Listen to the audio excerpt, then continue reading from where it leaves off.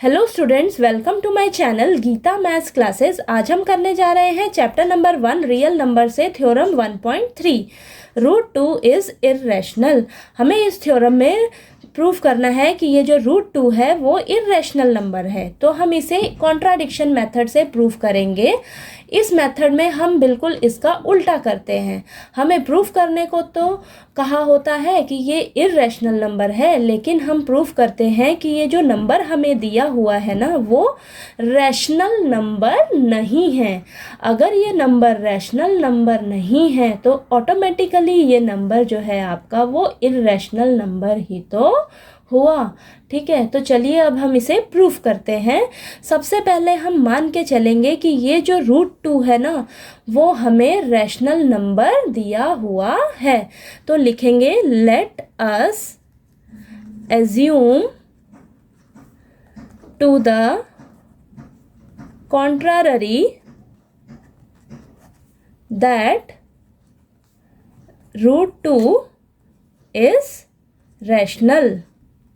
ठीक है, अगर रूट 2 जो है हमारा वो रैशनल नंबर है तो रैशनल नंबर्स हमारे p/q की फॉर्म में होते हैं, यानी कि फ्रैक्शंस की फॉर्म में होते हैं। तो हम इसे नेक्स्ट स्टेप में ऐसे लिख सकते हैं, रूट 2 जो है वो a/b के इक्वल। ठीक है, तो रूट 2 को हम a/b के इक्वल रख सकते हैं, क्योंकि हमारा रूट 2 जो है वो रैशनल नंबर है और रैशनल नंबर जो है हमारे p/q की फॉर्म्स में होते हैं। तो root 2 is equal to a/b। यहाँ पर जो हमारा a और b है वो को प्राइम्स हैं। ठीक है, तो लिखेंगे where a and b are coprimes. अब को प्राइम्स नंबर कौन से होते हैं? को प्राइम्स नंबर वो नंबर होते हैं जिनका 1 के अलावा कोई दूसरा फैक्टर नहीं होता, यानी कि a और b का 1 के अलावा कोई दूसरा फैक्टर नहीं है, यानी कि a और b को सिर्फ 1 ही डिवाइड कर सकता है। 1 के अलावा कोई दूसरा नंबर a और b को डिवाइड नहीं कर सकता। ठीक है, तो नेक्स्ट स्टेप में हम क्या करेंगे, ये जो b डिवाइड में है ये रूट 2 के साथ मल्टीप्लाई में हो जाएगा। तो इसको हम लिखेंगे रूट 2 इंटू में b is equal to a। ठीक है, ये हो गया हमारे पास। अब हम क्या करेंगे, स्क्वायरिंग बोथ साइड्स। तो हम इसका स्क्वायरिंग कर देंगे दोनों तरफ। तो लिखेंगे स्क्वायरिंग बोथ साइड्स।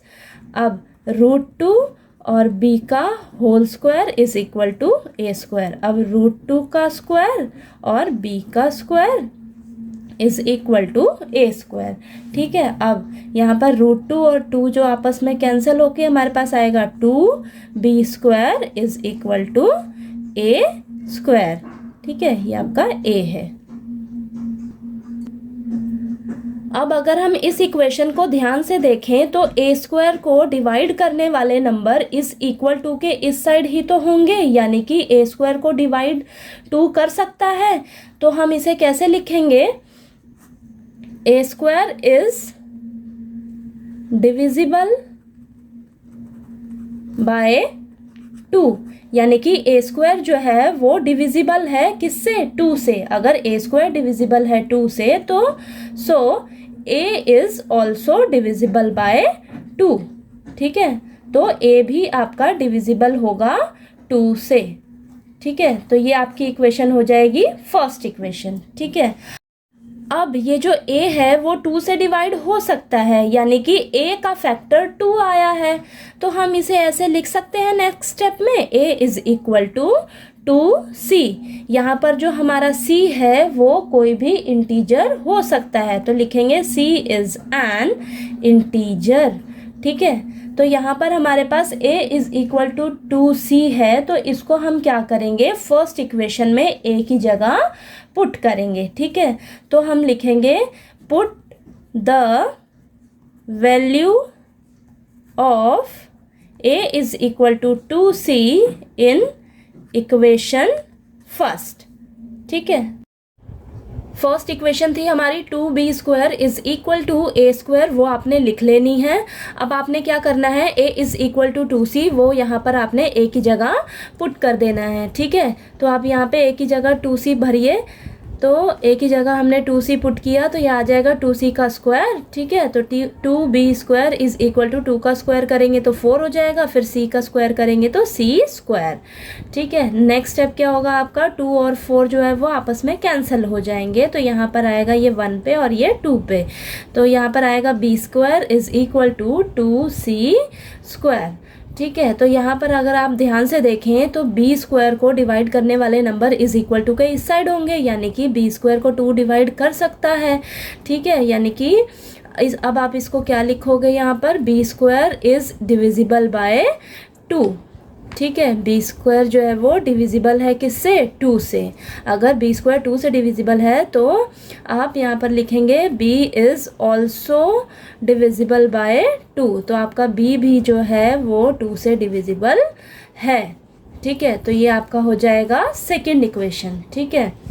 अब आप स्टार्टिंग में ये मान के चले थे कि जो आपका a और b है वो को प्राइम्स नंबर है, यानी कि वो 1 के अलावा किसी और नंबर से डिवाइड नहीं हो सकते, ठीक है। लेकिन हमने फर्स्ट इक्वेशन और सेकंड इक्वेशन में हम देख रहे हैं हमारे पास क्या कंक्लूजन निकल के आ रहा है, ये जो हमारा a और b है वो 2 से भी डिविजिबल हो रहे हैं, यानी कि जो हम स्टार्टिंग में एज्यूम करके चले थे कि हमारे a और b को प्राइम्स हैं, वो 1 के अलावा किसी और से डिवाइड नहीं हो सकते, हमारा एजम्पशन गलत है, ठीक है। क्योंकि a और b जो है आपके वो 2 से भी डिवाइड हो रहे हैं, ठीक है। तो हमारा जो एजम्पशन है वो गलत हो गया। तो हम इसको ऐसे लिखेंगे, therefore a and b have at least 2 as a common factor, a और b का 2 भी कॉमन फैक्टर है, but this contradicts the fact that a and b have no common factors other than 1, ठीक है। और ये हमें कॉन्ट्राडिक्ट कर रहा है कि क्योंकि हम स्टार्टिंग में मान के चले थे कि जो a और b है उसका 1 के अलावा दूसरा कोई कॉमन फैक्टर नहीं है, लेकिन हमारे पास a और b के 2 भी कॉमन फैक्टर निकल कर आया है। तो so this contradiction has arisen because of our incorrect assumption that √2 is rational। ये कॉन्ट्राडिक्शन हमारी गलत एजम्पशन की वजह से अराइज हुई है कि हम जो है √2 को रैशनल मान के चले थे, ठीक है। लेकिन सो वी कंक्लूड दैट